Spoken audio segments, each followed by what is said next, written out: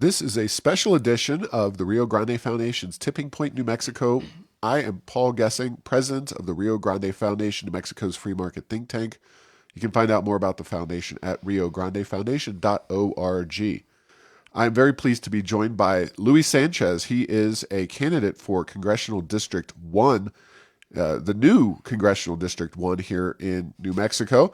And he was a candidate for governor, so I sat down with him a few months ago to talk about that particular race, but he is now running for Congress. And welcome to Tipping Point, New Mexico, Louie. Thank you, Paul. I really appreciate it. And thank you for having me here. And sorry about my voice. As I told you guys, all of a sudden, got a nasty sinus infection on Sunday. But at least I still have a voice, so I'm happy about that. Well, you sound okay to me. I find my own voice right now to be a little nasally because of the pollen and all the nasty stuff blowing around New Mexico these days. But tell us a little bit about yourself before we get into your race for Congress. Sure. I'm a native New Mexican and started life out in the South Valley of Albuquerque in a small little trailer. And it's, typical Hispanic family. And just went from there. It's that's why some of the politics that are going on right now with critical race theory and that people of color need help and blah, blah, this and that. It's interesting. We were never brought up the way my brothers and sisters and any of my cousins that, apparently we were victims. And what I mean by that is that every time, we failed at something or, that we weren't good at something, my parents would always tell us, like, well, don't blame anybody else, just go try harder. And so that's what we did. Put myself through college. The reason I'm a Republican is actually because of my family down in the valley was 95% probably Democrat, and had voted that way their whole lives. And I remember my dad called me in it when I was 17 years old, and he had, and I didn't know what he wanted, but Reagan was giving a speech to East LA high school students. And I remember what he said on that too. And, just like any other 17-year-old, I wanted to watch a speech by the president. But after that, I remember he said that it's not where you start a race, it's where you finish. And that the American dream was alive and well. And for some reason, I felt he was talking to me. And that's actually why my dad voted for him, because he felt I was the first president that was actually talking to him. So I decided I was going to go to college. And that's what my dad asked me afterwards. He goes, "What'd you think, mijito?" And I just said, "Well, I think I want to go to college." And as my dad said, he goes, "I just wanted to motivate you to get a job." And because nobody in my family had ever gone to college. And so I worked. I don't even know how many jobs I've had in construction, worked landscaping. I was a waiter, a bartender. But, it's interesting when you don't have money going to college, you figure out how to eat real quick. And so the good news is I was washing dishes at sororities, because if you wash dishes, you get to eat for free. And I actually met my wife there. And 26 years later, we're still married. So it's been a great ride. And so during college, I actually worked for Senator Domenici, and then after college I did. And he inspired me also because I heard him give a speech at UNM. And so I decided I wanted to go work for him, and worked out well, but came back to Albuquerque because this is just a state I love. And, my whole family's here. So started out, I've been in medical sales for over 28 years, covering the state. I have a team of 6 that works for me. And then, as you guys know, I am also one of the co-owners of Caliber's indoor shooting ranges. So that's where I'm at. Married 26 years, a small business owner, no health care, and have 2 amazing sons and a beautiful wife. So that's me. Excellent. So just to be 100% clear, we are going to also talk to the other Republican candidate in the primary, Michelle Garcia Holmes, for this podcast. We've reached out to the incumbent, Representative Melanie Stansbury, as well. Although she doesn't have a primary, we think it's fair to give her the same bite at the apple. We're talking to you and your primary opponent because you have a primary. That is June 7th. So folks need to get out in that particular election. And as far as I know, that is your race is the top thing on the ticket aside from Republicans running for governor in the state of New Mexico to challenge Michelle Lujan Grisham. So a lot of important issues across the state. on June 7th. But let's talk about your district a little bit or your proposed district. You know, this is a district that previously represented mostly the Albuquerque area with a little bit of Torrance or significant chunk of Torrance County. Mm-hmm. Now, I think it is safe to say it's a more competitive district, and it is going much more east and southeast into areas that I would say are more traditional Republican strongholds, all the way down to Chavez County. So just you travel around the state of New Mexico as part of one of your jobs. You also have, I'm sure, done a number of events. So just talk about the depth and breadth of your district as you've seen it over the time you spent traveling around it. It's interesting when you say the new district or proposed district, because the Democrats were very, up in Santa Fe, very, how do I put it? They literally cut the district out with a scalpel. They truly did. And the whole issue with the district was everything was about trying to go after Yvette Herald. And we know that because of the way that they cut it out. As you said, the district now goes all the way to Ruidoso, and then it goes into just a little bit of Roswell. Anybody who's driven from Vaughn to Roswell knows the truck stop right before you go into Roswell. And so my district ends right there and then goes west. And then we go into Ruidoso and then we come up. But it's interesting because they cut Valencia County in half. So we cut off at the river, and then I go east, and then you kind of come up the freeway and river, and then where they cut it into is they cut out the whole South Valley and West Mesa of Albuquerque, and they gave that to Yvette Herald. And we know why, because there's, I think, 200,000 Hispanics in that area, and majority of the time they vote Democrat. But I think the Democrats have, I think they've overshot their target a lot. The fact of the matter is that the Joe Biden and Democrat Party, and I should say the Progressive Party, because that's what it's literally become. I believe that they've lost the Hispanic and the people of color vote, and that's what they're usually is their bread and butter. But the country's being run so horribly right now, and we have progressives. And I say this honestly, and it's easy to look up. Melanie Stansbury, when she was elected, she said she was going to be a congressperson for all people. Well, right when she got up to D.C., she joined the Progressive Caucus with AOC and Talita Shalib and Ilmar Omar, and we all know how they vote.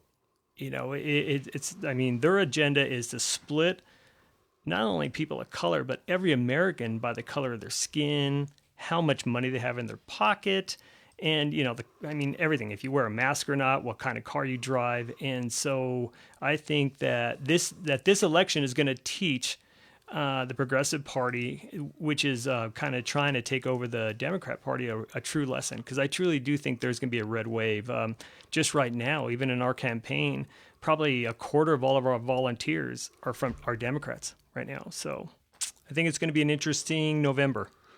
Yeah, and before we get into specific issues, sure, both you and your primary opponent are Hispanic Republicans. There's a lot of talk and some data showing that Hispanics are indeed they're more frustrated with Biden than Anglos are. Talk about that phenomenon as you see it. Absolutely. And what I'd like to talk about, because as you said before, I was in the governor's race. So I was in it for like about 2.5 months, and all of a sudden I started getting calls in October about the race and where the race was going for governor. And I kind of knew it too. We have so many good and qualified candidates in the gubernatorial race. So members of the party started calling me and asking me if I would consider flipping races since the race was so young still. And, I thought about that, and I actually went down to my aunt's house and a lot of my family members in the South Valley, which goes along with that. And they weren't feeling represented by the Democrat Party anymore. They thought that they had lost them, and they actually felt like they were being treated as victims and tools in order to just win elections. And now it's so much more evident, because it's interesting when I think about the Democrat, the Progressive Party right now, is that they're all, we're just trying to help the lower class. We're trying to help the people that need help. Well, I think it's interesting because they're all of their positions that they take right now and their agenda, and this has only been a year and 4 months since Biden's been in office. They're actually hurting the people that they claim to help, right? Because they're saying, oh, well, we're against the rich. Well, it's interesting that they say that because a majority of my family can't afford $4 or $5 worth of gas, a gallon. They can't afford $10 for a pound of bacon. Everything they have, it's is more expensive. Like my aunt and uncle who brought me up, they're on a set budget. And right now, it just came out with a new study that, the lower class, or I don't even know if that's even a thing anymore, that they're using 10% of their annual income just to pay for energy. I mean, that's just ridiculous now. I think that they feel betrayed because this isn't the party, as I've told them, because I've actually had events down in the South Valley and West Mesa. And I think I need to because even though I'm CD1, I'll still be representing the whole state of New Mexico. They truly feel betrayed. They do, and this isn't how any of us were brought up as Hispanics. They just weren't. We were brought up to first to love God, love the church, love our family, and respect for life. And when it's interesting when you tell them about third-term abortion or how the price of gas has gone up or the price of food has gone up, they almost automatically blame the Republicans until you actually show them how their representatives voted for abortion. We're the abortion capital of the U.S. right now. How the fact that they voted to close down the Keystone Pipeline and the Permian Basin.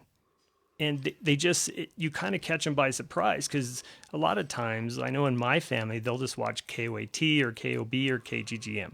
God, I dated myself saying KGGM. But that's what they do.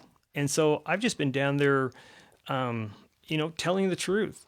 But every time I back it up because I'll always take my iPad and I'll show them exactly how their representatives vote, exactly who the people they voted for, how they're representing them.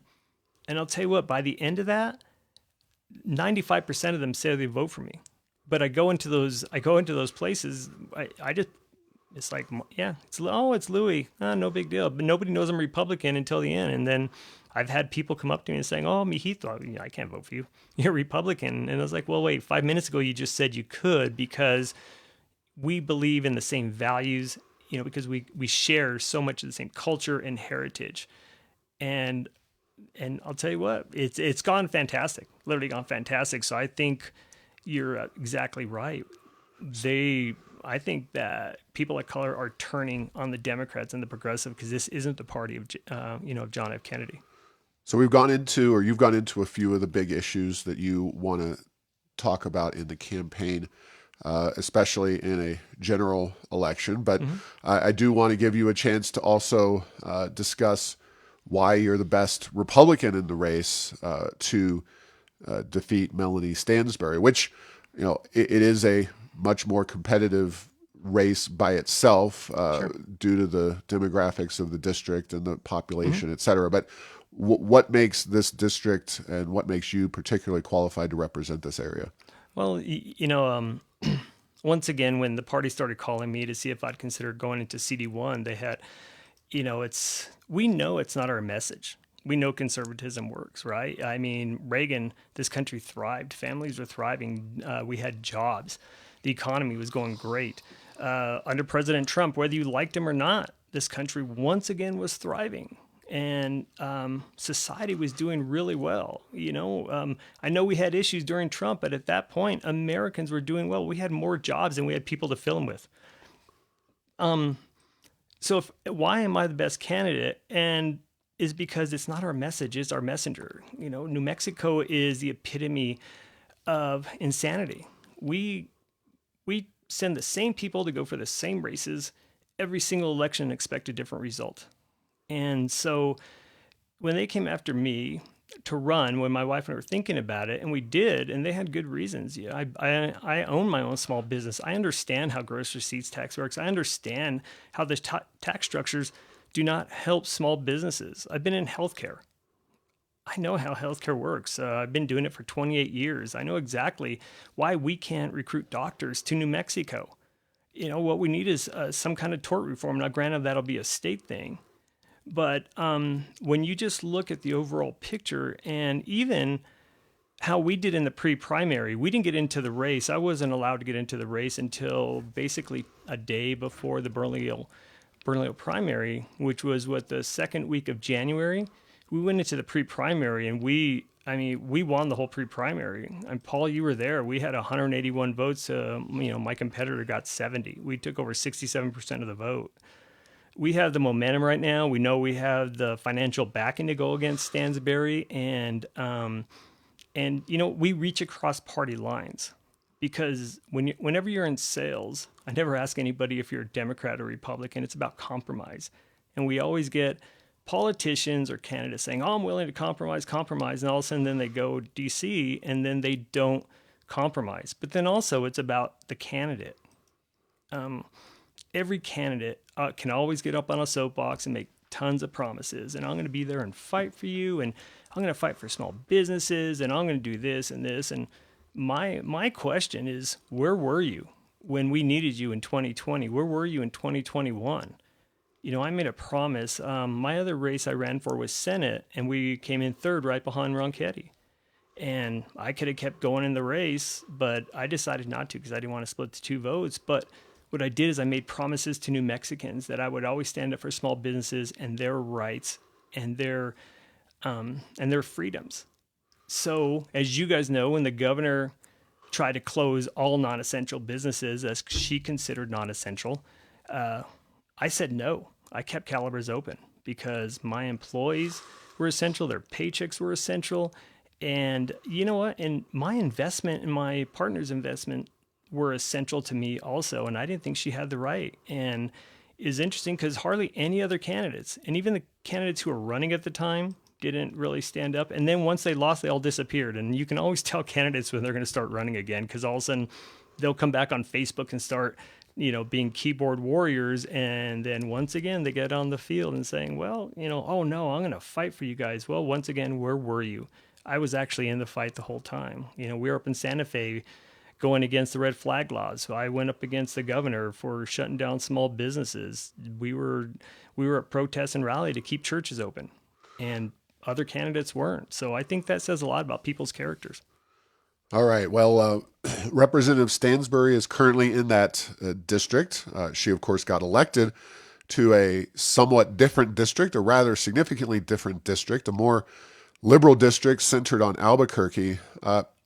Talk about Stansbury's record and how you would do things differently if you were elected to Congress. Well, it's easy to look at Stansbury's record. This is a lady when up at the state legislature when they were talking about closing San Juan Power and Four Corners Power stations. I remember during the debate, Rod Montoya, Minority Whip, asked her flat out, it's like, we're going to lose 2,500 Native American jobs here in New Mexico. Exactly, how are we going to replace those jobs? Because the progressives and the Democrats always say, oh, we're going to get them clean energy jobs. But we haven't seen any clean energy jobs. What's zero? Her comment back to Rod Montoya, and this is actually documented, she said, well, they can just go sell their jewelry and trinkets on the corner like they used to. I mean, that's, she sits there and cries at the top of her lungs about racism and systemic racism and white privilege when and then she says that comment about our Native American brothers and sisters. I mean, everything she's voted has been in step with Pelosi, AOC, and Bernie Sanders. And, that's socialism. We all know that. And, geez, we've had a year and 4 months of this. And look exactly where this country is going. So, everybody always tells me, it's like, well, you don't make any promises. It's like, well, I want to make sure I can keep promises. But so the promises I do make is what I won't vote for. And there's, like I've told people, I'll never vote for a budget that'll send more money to countries that hate us rather than benefiting our veterans or trying to take care of our homelessness problem that we have in the United States, or trying to take care of child poverty that we lead the country in, or our crime problem that we lead the country in, or our senior poverty that we lead the country in. We lose 22 million vets a day to suicide, but yet we will give $110 million to Pakistan transgender studies. We could build a brand new healthcare facility for our veterans rather than them dying for PTSD because they gave everything to this country. But she's sending and she's willing to do it, right? Because it's what we should do. What we should do is take care of our people first, because we can't take care of the rest of the world. And we're sending money to, to Ecuador or Honduras or all these Central American countries, and nobody knows where the money goes. There's no transparency. We sent them there so that they can fix their homeless problem every year, and never works ever. So, that's a couple of my promises. I promise that I will fight to close our border, because I think it's amazing that the only media that comes out is about the border crisis in Texas, Arizona, and California. You never hear about New Mexico, do you? Ever. And as I said, we can't even take care of our own, but we want to take care of the rest of the world's population. There you go. I'll never vote for a bill that ever defunds the police, which she wanted to do. She supported the Breathe Act, and everybody saw that was literally a defund the police aspect of that. Because I deal with hundreds and hundreds of law enforcement every week at Calibers, because a lot of them go to practice and certify there, and I admire them. I truly do. So Stansbury's one thing, of course. If you are elected, you'll have to deal with presumably Joe Biden, assuming he makes it, for at least 2 years. So if you were to win, chances are really good that would be a Republican Congress. So talk about how you could see yourself and Congress more generally pushing back against the Biden agenda when you're in office. Well, in business, you hold people accountable to what their job is supposed to be. And I think we finally have to hold our politicians and our members of Congress who represent their states. We have to hold them accountable to their job and what they promised on the on the campaign trail. And it's really easy. All we have to do is really follow the law. I mean, the 2006 Fence Act was already passed, and that was a bipartisan act to protect the borders of our country. The fact of the matter is that we have to start electing people who will actually stand up for the people. And a lot of times it's compromise, right? Because when it goes through and all of a sudden we have a Republican Congress, and then if the bill is not a good bill and it gets passed, then right away the other side jumps on it. Oh, well, it was a partisan bill that was passed through by the Republicans. Why don't we actually do what we promised to do, and actually let's run it like a business, right? You make good, smart decisions in business, because if you don't, then you're out of business. And as I said before, I have no problem working across the aisle if it makes true sense to do that. And I think that's what we're missing right now, is just common sense. So on Friday, the Biden administration, Department of Interior, of course, that's former occupant of CD1, how Stansbury got into that seat because Deb Haaland was in that particular district and became Interior Secretary. But the Interior Department announced that it's going to increase the royalty rate on oil and gas leases from 12.5 to 18.75%, and reduce significantly by 80% the amount of leases available in the state of New Mexico. So that is federal lands here in New Mexico that's going to have a direct negative impact on New Mexico's economy, New Mexico's budget, and more importantly, perhaps, our efforts to continue to be an energy independent nation and cut into the Russian energy dependence of Western Europe. So that's one issue, energy, obviously, a very important one.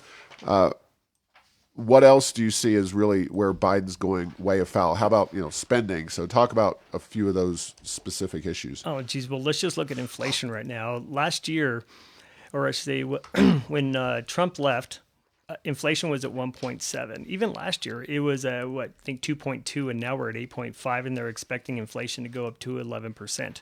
That's, people just can't, they can't survive as I said before, paying $10 for bacon, and people are gonna, if we hit 11%, people are gonna love $10 bacon. It's like, wow, it's on sale now. If it's $10, or that gas, and that gas is, holy cow! I found a place that'll sell it for $5 instead of $7. Joe Biden has basically become Jimmy Carter. That's what he has become. In my lifetime, and I'm sure in the rest of this audience, we have never seen a decline like this in the American economy before.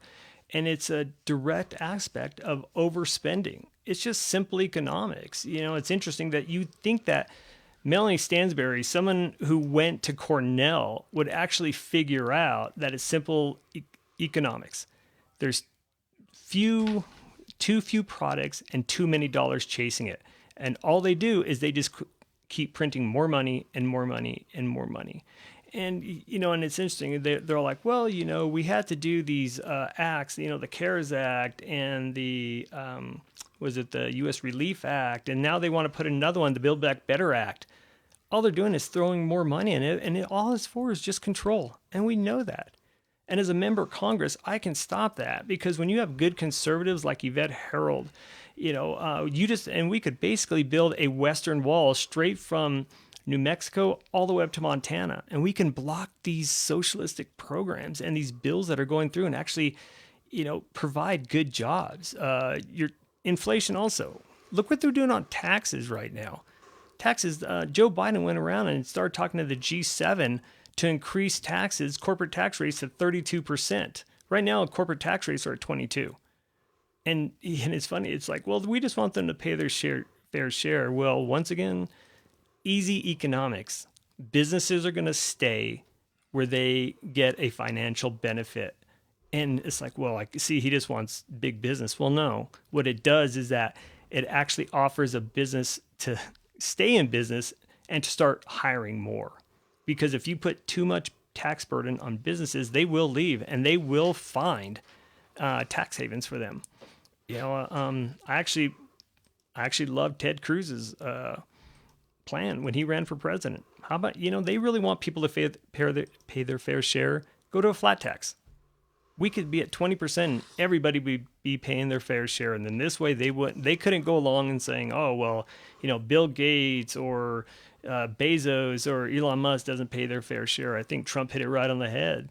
They deal with the tax structure that the Congress voted in. So we could truly fix this country if we get the people in office to fix the country, and if we send candidates that can actually win the elections. So sorry, I went on a rant there. So when you do get to Washington, what particular members of either the House or the U.S. Senate, or even a recent political leader that's been in office, do you see yourself kind of being modeled after? Do you have a career elected official that you see yourself really modeling in their approach to the issues? The easy one would be to pick Yvette Harold, but I like Jim Jordan. I do.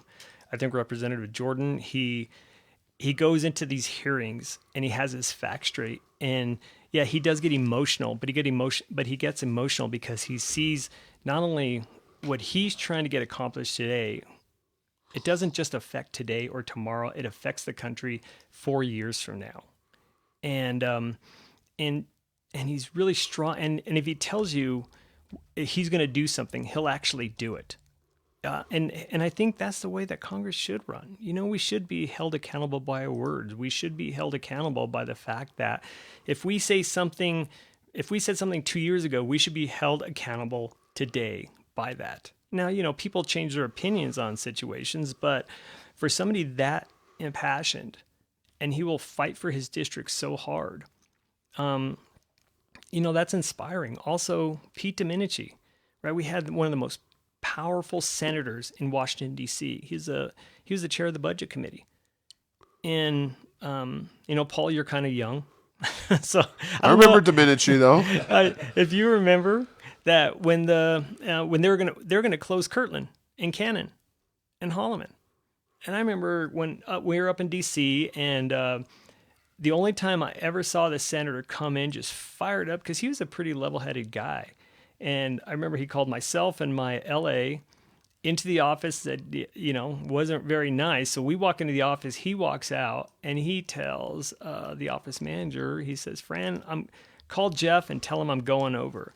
This is the senior senator in charge of the budget committee, but yet he loved New Mexico so much, and he promised his constituents something, and he told me that. He goes, I promised them I'd always fight for them. And he walked across the street to the Hart Building and went and talked to Senator Bingaman, and they saved all of our bases here.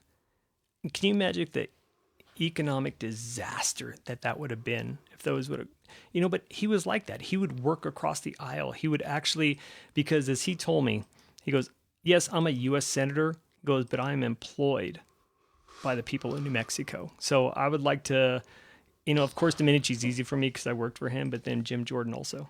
So, Any bills that you have in mind that you would introduce on day one? Any specific top priority stuff that maybe isn't in the purview of another member of Congress?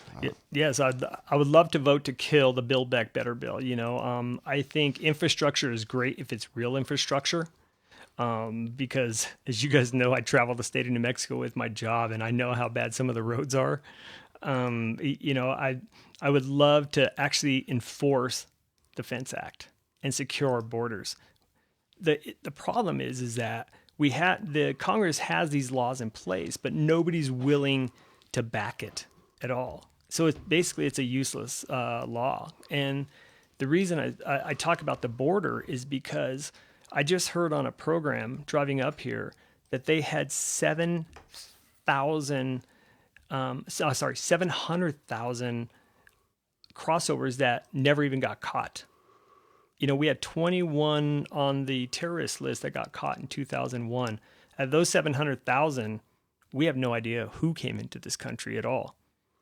And in 1 year, we will have more illegal crossings than the whole population in New Mexico. In 2 years, we're going to have the population of Phoenix. We just can't handle that. We can't. And, I did like Trump's issue. It's like, if we need to build a wall, because we know that's where the leak's at. We know it, right? Well, people aren't coming through the Canadian border. They're coming through our southern border. And so, we don't want to fence off this country, but we need to have a avenue for illegals to come in, to actually come in with cause rather than everybody claiming asylum. Just because you don't like the country you live in isn't a reason for asylum. And just because your country is run by socialist, autocrat isn't it's not an asylum claim. It's just not. So the border is a big issue for me. Also, we need to do something about the crime, especially, this in New Mexico. I had one of my managers from my company came in. He rented a car, parked it at the hotel, and in the morning he didn't have a car. So, this whole defund the police act is just ridiculous. I think we need to help our law enforcement. New Mexico needs the most help. So I would love to work with Yvette Harrell because I think she's truly going to get elected. And hopefully Alexis Martinez gets in CD3. And for once, we have the representatives of New Mexico actually represent New Mexico, because right now, have you heard anything from Ben Ray Lujan? Heinrich only says something when he's getting elected. It's the only time we ever see him. Well, he talks a lot about getting rid of natural gas in homes, stoves and hot water heaters and the like. So spending, we haven't talked about that, but the U.S. government is $28 or so trillion in debt. Right. There's more spending programs issued every day, more debt issued.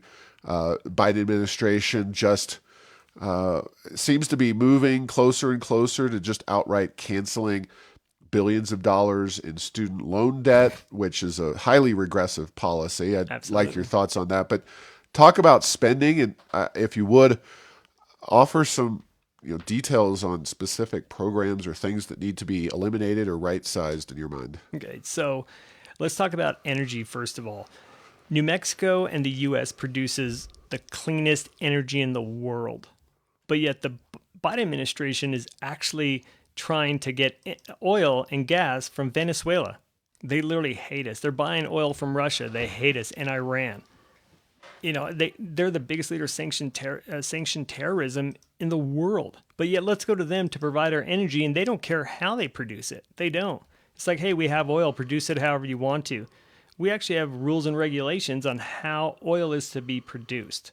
You mentioned the college tuition. I do not agree to pay down our college tuition debt for our college graduates. You know what? Guess what? I paid back my student loans. And for them to say that, just think about really what they're saying to these kids, that there's no responsibility. So we had these young adults who signed their name to a contract that they would pay back a student loan at a very good interest rate.